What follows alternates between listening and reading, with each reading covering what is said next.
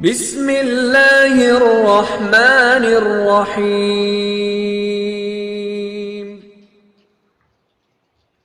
Wa kama laro'aina mayaktulu musliman law taqtu'u alaihi laqatalahu fal mulassaro'ah ila takrisihi min wajibatun idlaisal unatu mahmudatan fi kulli syai'in falaha mawaqinu tuhmatu fiha wa mawaqinu tudamu fiha wa kadzalika al mussaro'ah wal lain wal dhulta wa ghairuhuma nas'alullaha aywafiqona lil amal fi ta'ati fi mawaqi'iha wa madhaniha. Terus cara berpikir ulama, saya pernah baca dalam satu sejarah ulama besar namanya Sufyan Ats-Tsauri. Sufyan Ats-Tsauri itu menjadi wali itu gara-gara kalau sholat di masjid itu beliau datang sebelum azan. Saya ulang lagi, beliau datang sebelum azan. Ditanya, kenapa kalau kamu datang sebelum azan? Saya ini enggak ingin jadi hamba yang buruk.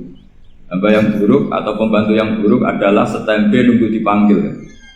Misalnya kita tahu majikan kita pasti manggil jam 7. Kemudian jam 7 itu Anda masih ngopi, masih tata-tata, itu kan tidak menghormati majikan. Harusnya kamu setempe di jam yang saat itu pasti majikan Anda memanggil. Kata beliau, saya tidak ingin seperti pembantu yang buruk. Datang nunggu apa? Dipanggil. Jadi itu ada beberapa spirit atau inspirasi dari aturan-aturan mahabbah. Sebab itu ketika Allah kritik orang munafik, wa idza qamu ila sholati qamu kusala, ketika dipanggil sholat mereka datang bermalas-malasan. Karena ada cintanya sama Allah, maka datang berlambat-lambat. Nah, berarti kalau ekspresi cinta mengharuskan kita datang bercepat. Makanya dalam istilah lain di Quran ini termasuk balaghatul Quran. Di juz 25 itu istilah menuju Allah itu fafirru ilallah. Kita tahu firar itu maknanya lari apa jalan biasa? Lari. Jadi untuk mengekspresikan mahabbah kita, kangen kita pada Allah, cara bahasa Arab isyak kita, berontok kita sama Allah, tidak diistilahkan jalan tapi fafirru ilallah, harus bergegas berlari. Begitu seterusnya. Maka kalau ada orang Islam terus ini konsekuensi hukum. Ada non-muslim minta, Pak Bah, saya tolong ajarkan syahadat. Nggak boleh saya bilang gini, monggo ke dalam dulu.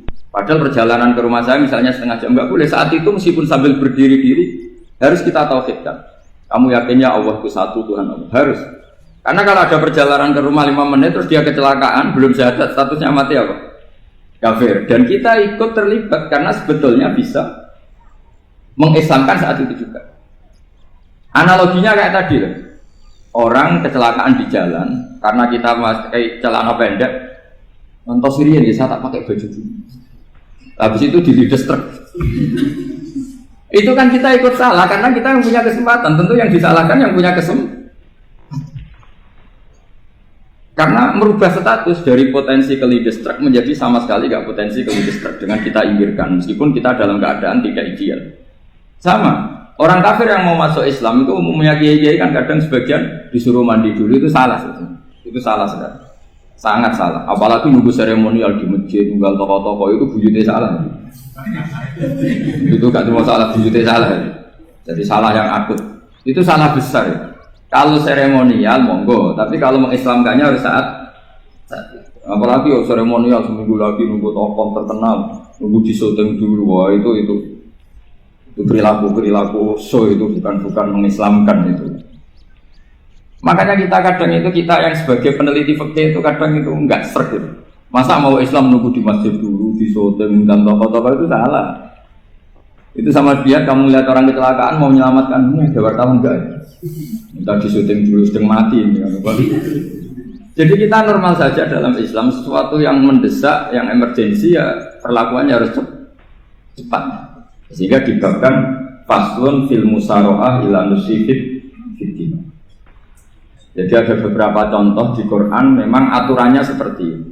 Makanya semua redaksi Quran tentang menuju Allah diredaksekno fafirru. Makanya di Tawaf ada ekspresi romal, jalan agak cepat. Di Sa'i juga ada momen-momen kita harus romal, berjalan cepat. Di beberapa aturan juga seperti ini. Ya saya ulang lagi, di beberapa aturan Islam juga seperti itu. Nah sekarang efek di hukum haji. Saya banyak baca literatur haji. Haji dalam aturan Islam itu wujuban tarofian. wajib yang tidak langsung mendesak. Kemudian semenjak ada fakta kita harus nunggu, daftar tunggu. Itu kita sebagai ahli fikih itu gampang. Misalnya gini. Saya umur 20 punya uang sekarang berapa daftar? 25 juta ya. Saya umur 20 punya uang 25 juta. Saya jomblo misalnya, ya butuh nikah, ya butuh macam-macam. Itu wajib daftar haji apa enggak? Karena kalaupun daftar nunggu 20 tahun. 20 tahun kan asumsi umum masih umur 40, masih hidup lah kira-kira caranya. Nah sekarang kalau ada orang umur 50 tahun punya uang 25 juta, menurut Anda wajib daftar saat itu apa enggak?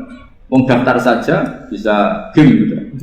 Dan kalau misalnya umur 50 ditambah 25 kan 75. Itu kalau orang sumpah sudah cepat mati itu. Maka itu menjadi pertanyaan, apakah fikih ini kita rubah? Karena dulu kan orang itu longgar semua. Karena haji zaman Nabi pun tidak langsung dilakukan saat pertama diwajibkannya haji. Jadi Nabi punya sisi unik. Pertama ada tahun diwajibkannya haji, Nabi tidak langsung haji. Sebab itu ulama berkesimpulan kalau wajibnya haji tidak langsung. Maka fikih itu memang unik. Sholat juga gitu. Ada istilah begini dalam sholat.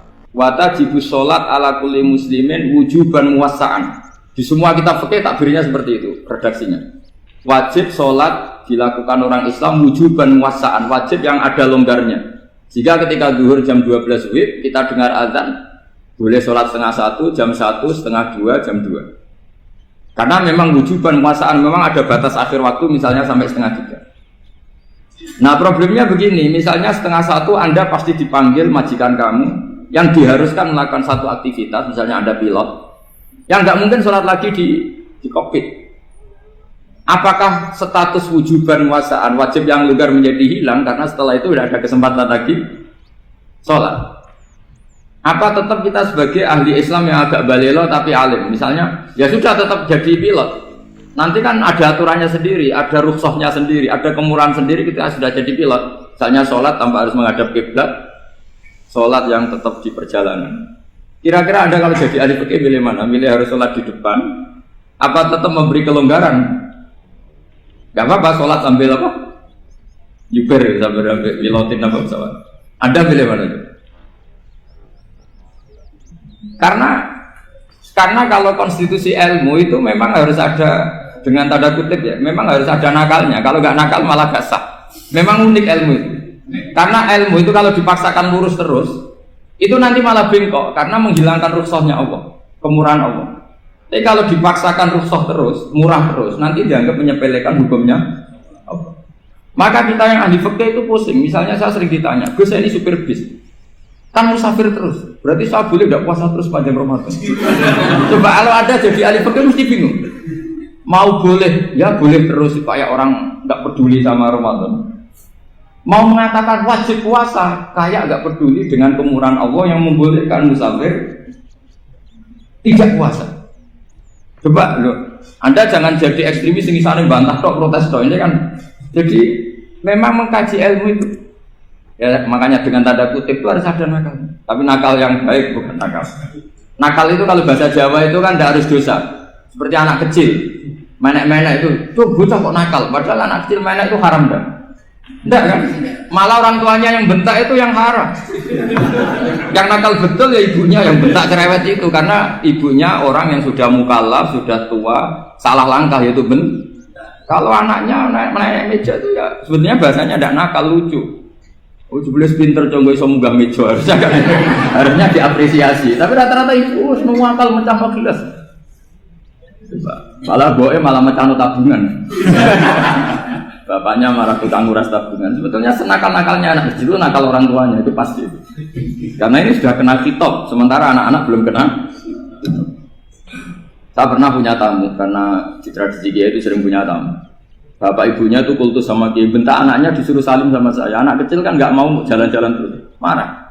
Tak marah orang tuanya tak marahin. Yang dosa itu kamu bentak anak-anak. Kalau anak kecil itu kena diskon rufi al-qalamu an salasin. Di antara aturan Islam apa? Tidak ada keharusan bagi 3 orang. 1 anak kecil sampai balik, 2 orang tidur sampai bangun, 3 orang gila. Artinya anak kamu itu tidak kenal khitab untuk sopan sama kamu. Kamu yang kenal khitab baru sopan sama anak-anak agak penting. Nah ini ada Jawa itu kadang keliru. Jadi orang tua itu marah-marah